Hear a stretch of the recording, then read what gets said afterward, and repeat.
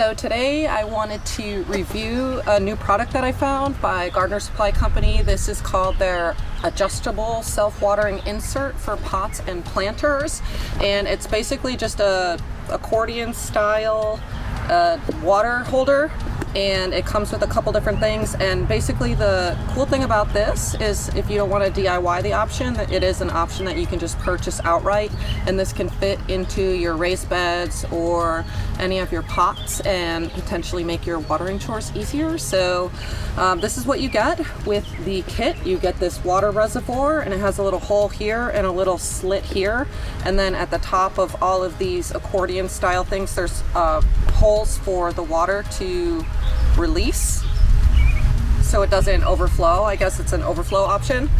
And then you get this tube here, and this is adjustable, so as you twist it, it can make this taller and shorter. And basically all this does is it inserts into the watering reservoir, and then this is where you would water from the top. So this part would reach over the level of your soil. So it does have a pretty long wand here that you can extend this if you have a very tall raised bed planter, or even if you have a shorter pot like this one, you can make the adjustments so that it's just above that soil level.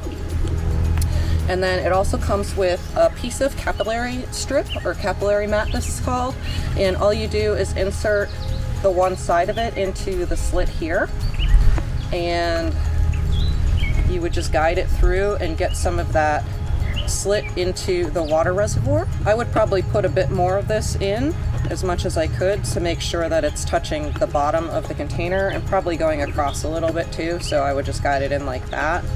And then you want some of it to be outside of the container so that it's touching the soil. So this is basically a wick, and it's going to take the water that, once this reservoir is filled with water, it's going to wick that water out through this mat, and it's going to moisten the soil inside of your raised bed or your planter pot. And then it also comes with kind of like a little straw and a little, I don't know, it's like a little rubber thing, and you just put the rubber thing, it's filled with air, and you stick the straw into it, and this is supposed to act as some kind of gauge so that you can tell if the reservoir is empty or full. So what you would do is, after you determined how tall you need this part to be, you'd stick this in and you would cut it right at that level there. So you'd use scissors and just cut this, and then as you fill it with water, this will rise to the top. So you would see part of the straw sticking out from this here, and once it gets level with this, that's how you would know that you need to fill your reservoir with water again. And it also comes with a little lid for this so that you could twist it so nothing gets down into your watering area. I don't know if that's 100% necessary, but it does come with it, so you can have that too. And this is basically how it works. And the cool thing about this, the reason that I got it, is because it expands and contracts because of the way that it's designed. So at its full expansion, let me see, I just wrote all of these stats down so I have them for you. It says it fits regular, square, and round containers for indoor and outdoor use, and the reservoir is 7 inches wide. So that's the width going this way. This is 7 inches from here to here, okay? And then it's 4.5 inches high, so that's this measurement here. It's 4.5 high. And then the length, this part here can be adjusted. It's 15, it says 15.75. It's about that. To me, it looks a little less than that. Maybe when the water is inside of it, it's a little bit wider. So 15.75 inches is the longest length.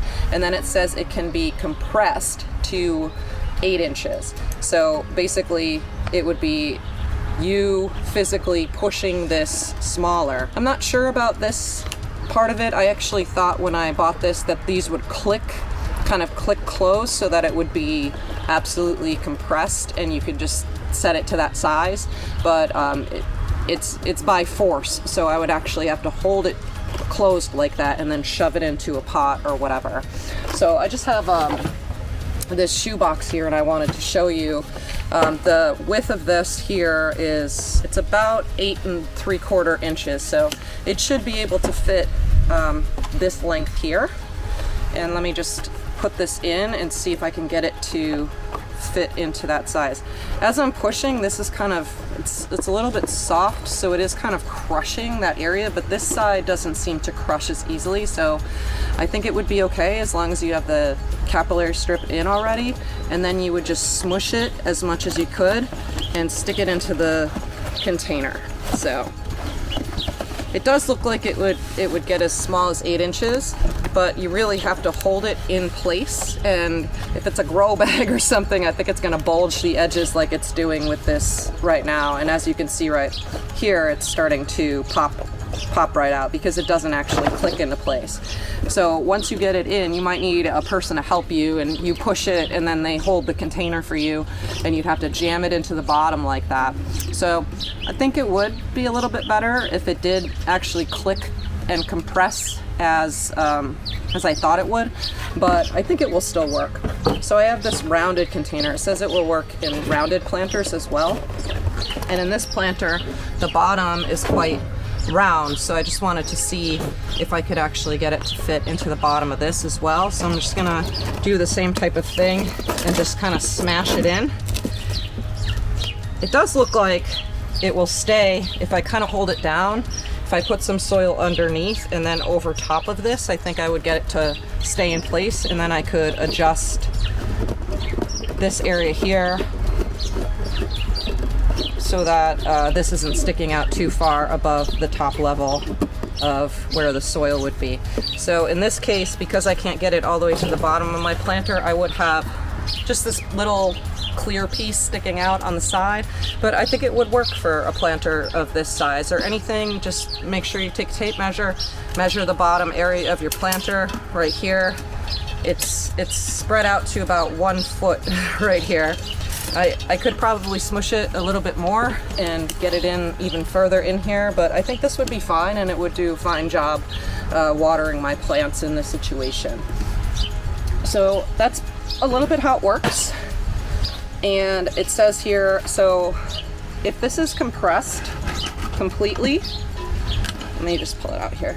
If this is compressed to that 8 inches, it would hold 1.5 quarts of water in this reservoir. And if it's completely expanded to the 15.75 inches like it looks now, it actually holds 5 quarts of water. So it holds quite a bit of water. So I think it would really reduce the amount of watering you'd have to do in your containers. The only thing that I would suggest that doesn't really come with this setup is maybe using a piece of water permeable landscape fabric over the top. I'm just thinking that as I put this into my raised bed planter, when I fill it with dirt, there's holes in here, and I think that the holes will, all of the dirt will start falling into these holes. So what I'm going to do is I'm going to cover this top so that the dirt doesn't actually get into the water reservoir, and the water can still come out if I overfill it or something like that.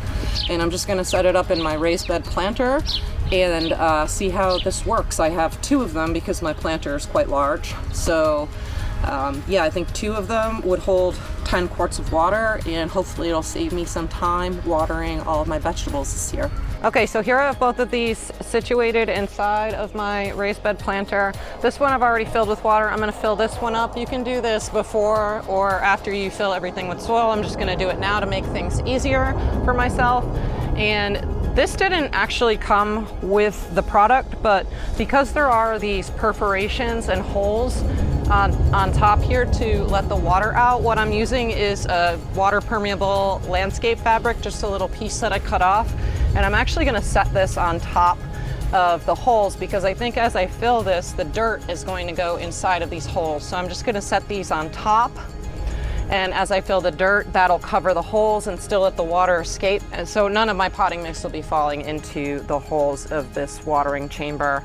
And then from there, you would fill it with a little bit of soil and then take this capillary mat strip and put it on top of the soil. So the capillary mat should sit a little bit above the water reservoir and it will wick the water. This one here you can see is already wet because there's water already in here, so you can see how this is actually wicking the water out, and this would touch the soil and moisten the soil for you.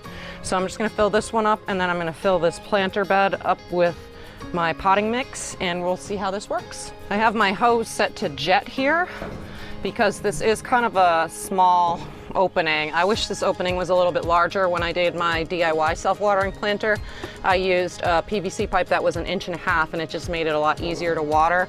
With this, I feel like you have to be a little bit careful about getting the jet stream right into the tube, but I'm gonna fill this up and it should hold about, like it said, 5 quarts of water. So between the two of these, I'll have 10 quarts of water that will slowly self-water my plants if I'm not paying too much attention to them, which I'm really excited about. I'm hoping this is gonna work really well. And after about a week or so, I'm gonna record another part of this video just to give you my thoughts on how this worked over the week and what I'm thinking about it, so that you'll have the full picture when I post this video. So that's all the way filled up and it's starting to come out of the top of the reservoir, so we're good to go here. And now I'm just gonna speed up the video. I'm gonna fill it with some soil, and we'll put this capillary strip on top of the soil and then just plant on top. I'm gonna put this lid on here too, so that I don't get soil into these holes while I'm filling.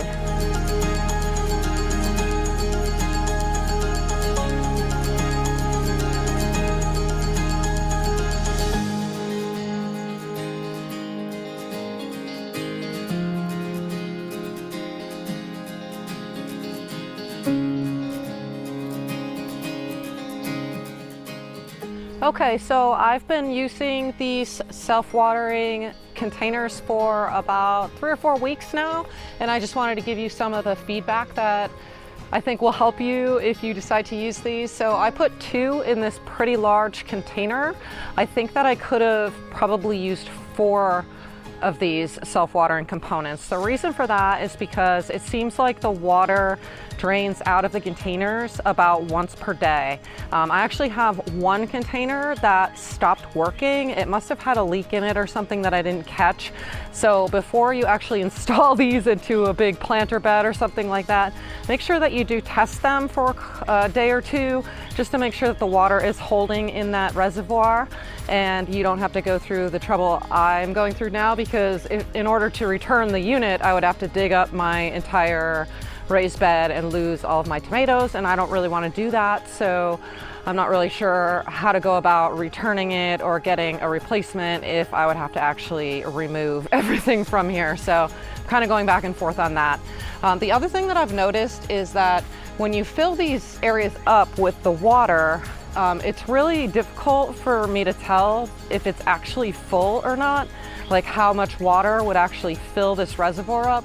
I think in the future it does come with this kind of stick thing, and I think you would just have to mark it like before you installed this, or come up with another way like timing out how long it takes you to fill that, because I've just noticed that it's really difficult for me to tell that it's actually full, and then I just kind of go by when the water starts draining out of the bottom of this, and that's how I kind of discovered the leak anyway.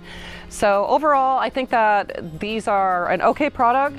They do seem to empty very quickly for me, so I'm not sure if it's because I don't have enough of these in this container, or if it's some other reason, just the wicking material or how quickly the water is wicking away.